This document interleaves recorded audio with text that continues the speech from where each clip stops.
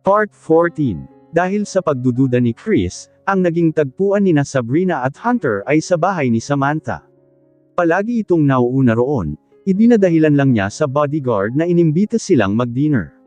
Alam ni Samantha ang galaw nila ni Hunter. Hanggang kailan ba kayo ganyan?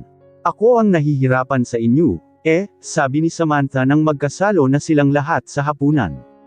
Kadarating lang din ni Acer mula ospital. Oo nga, ano ba ang plano ninyong dalaga? Gatong ni Acer. Katabi nito ang asawa. Hindi umiimik si Hunter. Kain lang ito ng kain. Bumuntong hininga siya. Hindi pa rin buo ang confident niya na komprontahin si Dean Dave. Hindi ko pa alam kung paano sabihin ang totoo kay kuya na, hindi kami nagkakasamaan ng loob, nang hihinang sabi niya. Mahirap talaga kung nakadepende ka sa kuya mo, ani ni Acer sa kasinipat si Samantha. Pinaparinggan ata ang asawa. Oh, ipapaalala mo na naman sa akin ang kahinaan ko noon, sabi ni Samantha. Magkapatid nga kayo ni Sabrina. Pareho kayong sunod sonyeran sa kuya ninyo, banat ni Acer. At least natauhan na ako. Pasalamat ka mas pinili kita. Malaking kawalan mo ako, Sam, sinasabi ko sa'yo. Asus, tampuhin ka naman. Ikaw nga itong hindi marunong lumaban, iyakin, tudyo ni Samantha sa asawa. Nirespeto ko lang ang desisyon mo. Pero alam ko na hindi mo rin ako matitiis. Seriously, Acer, naiingit si Sabrina sa mag-asawa, gusto rin niyang maranasan, ang ganoong malayang relasyon. Masaya nga sila ni Hunter, limitado naman. Napansin niya na tahimik si Hunter. Magmula nang dumating sila ay seryoso na ito. Halatang pilit ang pakikasama nito. Alam niya masama ang loob nito, dahil pinagawalan niya na dumalaw sa kanila sa bahay. Nang makapagsolo sila sa lanay ay masinsinan niya itong kinausap. Nakatulog na sa kandungan nito si Sunshine. Napagod din ito kakalaro sa mga pinsan. Konting tiis na lang, magiging malaya rin tayo, Hunter, sabi niya rito. Nakaupo siya sa katapat nitong silya.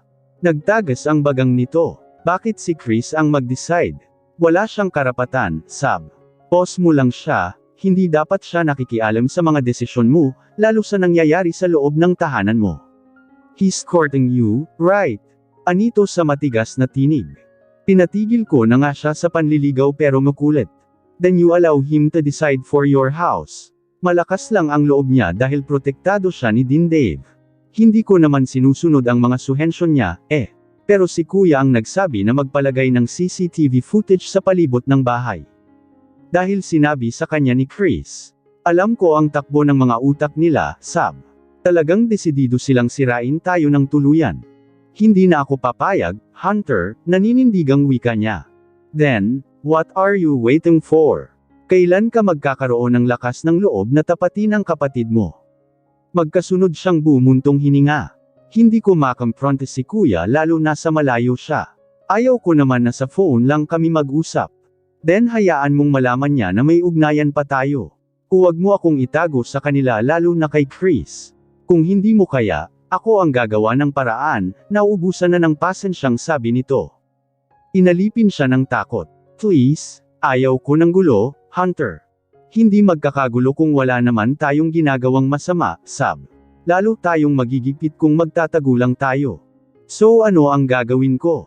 Tama ng pagtatago. Napapagod na ako. Tama na ring arte. Ipakita mo kung ano ang totoo.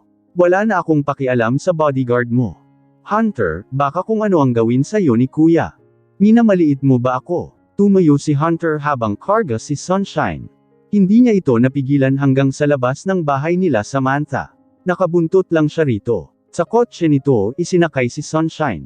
Nagtataka ang driver at bodyguard bakit hindi sila sumakay sa kotse ni Dean Dave. Kinausap lang niya ang driver. Pero loyal ang mga ito kay Dean Dave. Malamang na magsusumbong ang mga ito. Nahawa na siya sa tapang ni Hunter. Walang nagawa ang gwardya nang siya mismo ang magpapasok kay Hunter. Talagang gyera ang gusto nito. Inunahan na niya ang bodyguard na kung magsusumbong, ang mga ito kay Dean Dave ay lalayas silang mag-ina, lalong mawawalan ng trabaho ang mga ito. Mabuti nakisama ang mga ito. Dahil naging maluwag ang bodyguards niya, nahihiram na ni Hunter si Sunshine. Nadadala nito sa opisina si Sunshine at pinakilala sa parents nito. Siya lang ang hindi nito na isasama dahil tinambakan siya ng paperwork. Naging busy rin si Chris kaya hindi siya nito nahahatid sa bahay niya. Malakas talaga si Hunter. Nauto nito ang mga tauhan ni Dean Dave. Kahit mawala ng trabaho ang mga ito, kukunin ito ni Hunter para magtrabaho rito. Aba, game ang tatlong makong. Natanto siguro ng mga ito na mas galante at mabait si Hunter. Nakuha sa suhol ang mga ito. Ang isang bodyguard ay nag-resign na at palihim na lumipat sa kumpanya ni Hunter. Mabuti wala pa itong kapalit. Inabot ng gabi sa opisina si Sabrina. Saktong kadarating lang ni Chris mula sa meeting nito. Niyaya siya nitong mag-dinner pero tumanggi siya. May usapan sila ni Hunter na sa hotel sila mag-dinner kasama ang parents nito. Ihatid na lang kita, sabi ni Chris. Nako, huwag na. May driver naman ako. At saka, gabi na. Magpahinga ka na lang, Anya. What about our Baguio trip? Magbubuk na ako ng hotel suite, paalala nito. Napasintido siya. May usapan pa naman sila ni Hunter na pupunta silang Laguna sa linggo. Pwede bang next Sunday na lang ulit? Gusto ko kasi munang magpahinga. Nahihilo ako sa kakabiyahe araw-araw, alibay niya. We can use my private jet to avoid a long hour of travel. Sa susunod na linggo pwede. Ngayon kasi tinambakan ako ng maraming trabaho. Pinauwi ko rin kasi si Manang Lorna kaya walang mag-aasikaso kay Sunshine. So sino ang kasama ngayon ni Sunshine? Natarante siya. Iniwan ko siya sa half-sister ko, mabilis niyang sagot.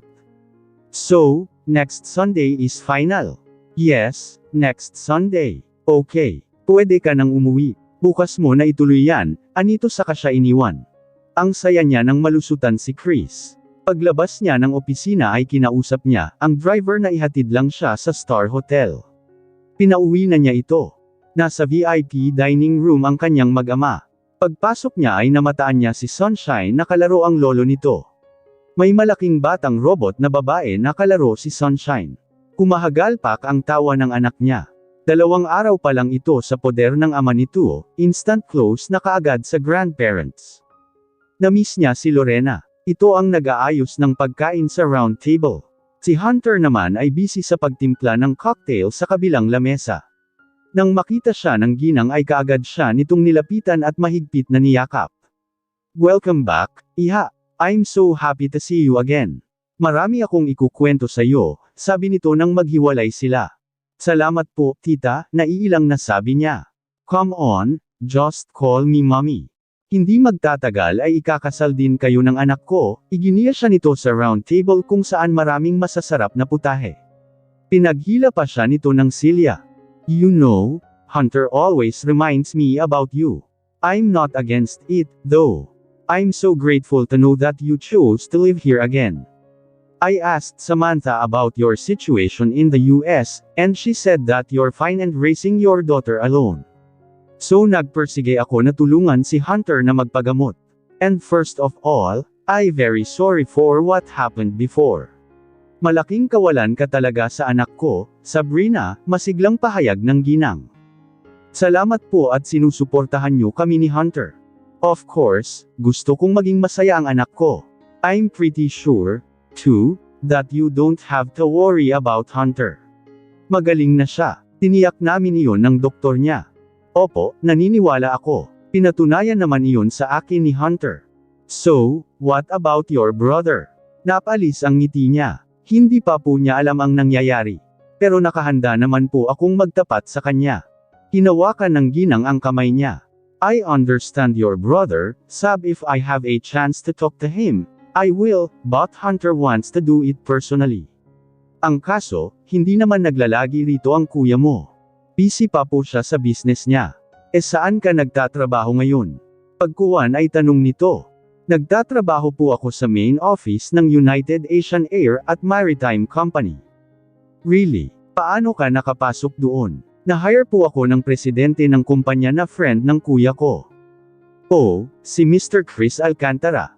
Opo, pinata pa yun, matanda lang ng 1 taon kay Hunter, I guessed. Kumibit balikat siya. Maya-maya ay inilapag na ni Hunter ang tinimpla nitong cocktail sa lamesa nila. Let's eat guys. Anunsyo nito. Tinikman ni Lorena ang cocktail, humuhusay ka na sa pagtimpla ng cocktail, I hope, komento nito. Thanks, ma'am, magaling magturo ang bartender natin. Kinarga naman ni Harry si Sunshine. May sariling upuan at plato si Sunshine sa pagitan ng lolo at ama nito. Napansin niya na bago ang dress ni Sunshine. Pink ito, na may ruffle sa laylayan. May pink din itong headband na may pekeng buhok na blonde. May ginawang blueberry shake si Hunter para kay Sunshine. Nagustuhan ng bata ang lasa. Gusto atang ubusin ang isang pitcher. Pinawasan lang iyon ng ginang. Eat muna, baby, saway ni Lorena sa apo. Kumain naman ng kanin si Sunshine pero ang mga mata nito nasa blueberry shakes. Saan mo ba pinaglihi ang anak natin, Han? Tanong ni Hunter. Siniko pa siya nito. Sa blueberry pie, mabilis niyang sagot. Oh, kaya pala ang hilig niya sa blueberry. Alam mo bang pumasok yan sa fruit storage ng kitchen sa restaurant, sa kananginay ng blueberry? Sabi ni Lorena. Natawa siya. Sa US po kasi, talagang may stock akong blueberries at raspberry. Dito kasi bihira ang fresh blueberries, anya. Mabuti na lang may supplier tayo from Canada, ani ni Hunter. Kaya ayaw nang umalis dito ni Sunshine, sabi naman ni Harry. Pinaspasan talaga ni Sunshine kumain dahil gusto na nitong makainom ng shakes. Nang makainom ay abot-tay nga ang ngiti nito. Hindi man lang siya nakatikim ng shakes. Cocktail naman ang ibinigay sa kanya ni Hunter. Halos hindi na makagalaw si Sunshine dahil sa kabusugan. Kaunting kanin lang naman ang nakain nito. Nabusog ito sa blueberry shakes. I can't move, mommy, reklamo nito. Ayan, katakawan mo yan, kantsaw niya rito. Han naman, huwag kang ganyan sa bata, saway rin sa kanya ni Hunter. Pinuhat nito si Sunshine saka ibinaba sa sahig. Ang bagal nitong maglakad. Natatawa siya, kumaway ito sa kanila habang nakabuntot sa lolo nito. Naiwan silang tatlo ni Lorena sa lamesa, umalis ang maglolo dahil manunood daw ng kiddie show. Pinagsaluhan naman nila ang cocktail habang nagkukwentuhan. Napag-usapan nila si Dean Dave. Namet ko si Dean Dave sa Florida noong first time kong dumalo sa International Business Association seminar. Actually, siya ang pinakabatang participant noon kaya agaw pansin siya, sabi ni Lorena. College pa lang po kasi si kuya sama-sama na siya sa daddy niya. Palagi siya ang representative ng daddy niya sa tuwing may business-related meeting or seminar, anya. Magaling siya kung tutuusin ang kaso, pagdating sa world market, hindi siya nakahahabol sa rangkang. Bukod sa bigatin ng mga kakumpetensya, hindi sapat. Ang experiences niya when it comes to marketing strategy. He's not following the marketing standard. Wala siyang polydong record na talagang nag-raise. Siya ng company in the single proprietor and using his income. Marami siyang kalyadong kumpanya na mas malalakas sa kanya kaya siya nilalamon at hindi napapansin. Sa association kasi namin, priority ang independent businessman. So noong nai-apply ko si Hunter, pumasa siya sa standard, since Hunter reached the minimum monthly income record in single proprietor company that reached also the world market. Not acceptable ang corporation. Mostly kasi sa companies ni Dean Dave ay corporation. Mayroon siyang single proprietor pero hindi kumikita sa world market, paliwanag ni Lorena. Kaya insecure sa akin si Dean Dave, sabad naman ni Hunter. Mas bata ako sa kanya pero naungusan ko siya. Ang international hotel ko sa Florida ay sarili ko ng income yung puhunan ko at wala akong stockholders. Solo ko yung pinapatakbo. Even my parents never support me financially. Ang mga naman akong business, doon lang sila nakikialam. Siguro, hindi matanggap ni Dean Dave na naunahan siya ni Hunter. Dahil mas nauna siyang naging miyembro ng asosasyon, samantalagang alam niya na may pinagdadaanan pang karamdaman ang anak ko, iginigiit niya na hindi patas ang pagiling opisyales sa asosasyon at maaring may pinapaboran. To be honest, I never assists my son to his own business. Talagang may sariling diskarte si Hunter. Aside of business, may sarili rin siyang income sa pagsidelay niya sa endorsement and media guesting, both local or international, ani ni Lorena. Naintindihan na niya bakit noon paramdam niya na may personal na galit si Dean Dave kay Hunter. Kaya pala kilalang kilala nito si Hunter. Grabe ang galit nito noong nalaman nito na may relasyon sila ng binata. Gayunpaman, wala siyang balak masamain ang kapatid niya. Alam din niya ang dahilan bakit naging agresibo si Dean Dave sa pag-angat sa larangan ng business. Naintindihan ko po kayo. Mabait naman po si kuya. Naimpluwensyahan lang siya ng ibang partner niya sa negosyo na pinupush siya sa mga bagay na hindi niya gamay. Ang daddy rin kasi niya ay mahilig sa kompetensya. Kaya nagpersige si kuya dahil minamaliit ng kaanak niya ang kakayahan niya. Kaya noong nagkaroon na siya ng sariling kumpanya, nagsumikap siya na makaangat kaagad, kwento niya. Wala namang masama roon, iha. Pero sana, maging transparent siya. Huwag naman siyang manghila ng iba para siya ang umangat. Pinipersonal niya ang issue niya kay Hunter. Porque hindi siya nakapasok sa top businessman ng asosasyon namin, pag-iinitan niya ang anak ko. Pati tuloy ang relasyon ninyo ni Hunter idinamay niya. Though talagang may kasalanan ang anak ko, at least naman, tingnan niya ang good side bago siya humusga, dumidepensang sabi ng ginang. Ramdam ni Sabrina ang pagmamahal ni Lorena sa anak. Ayaw nito na inaapi ang anak, kahit sino namang ina. Matatauhan din po si kuya. Hindi pa kasi niya ramdam ang impact ng ginagawa niya, sabi na lamang niya. Kasi wala pang pumupuna sa kanya at nagtatama sa ginagawa niya, apela ni Hans. Layan ang hirap kapag bigla kang pumasok sa business na ang goal mo kaagad ay umangat. Matalino naman siya, nasilaw lang siya sa kapangyarihan, wika ni Lorena. Oo nga po, ganoon din kasi ang tatay niya, komento niya. Kumislot siya ng akbayan siya ni Hunter. Off topic, Anito, sa linggo doon muna kami sa Laguna, ma'am. Kayo na muna ang bahala rito. Paalam nito sa ina. Oo ba, maganda yan para makapag-bonding kayong pamilya. Ipasyal niyo si Sunshine para naman maaliw ang bata, anang ginang. Sure, tuloy na rin ang honeymoon. Tumawa ang ginang. Silly, tinampol nito sa braso ang anak. Kinurot naman ni Sabrina ang baywang ng binata. Mag-isang umuwi sa bahay si Sabrina. Nakauwi na rin ang tita Maylin niya. Gising pa ito at nanunood ng telebisyon sa salas. Nilapitan niya ito at nagmano. Nasaan na ang anak mo, Sab? Kaagad ay tanong nito. Hindi pa nito alam na nagkabalikan na sila ni Hunter. Hiniram po muna ni Hunter, tugon niya. Napabalikwas ito ng tayo. Huwag mo sabihin. Okay na po kami ni Hunter, aniya. Nanlaki ang mga mata ng ginang. Kwan, alam na ba to ni Din Dave? Umiling siya. Saka ko na po sasabihin. Diyos ko, ano ba itong pinasok mo? Ibinilin pa naman sa akin ng kuya mo na huwag kita hayaang makipagkita kay Hunter. Ano ba naman, sabi? Alam mo naman na galit ang kuya mo kay Hunter. Bumuntong hininga siya. Tita, nagbago na si Hunter.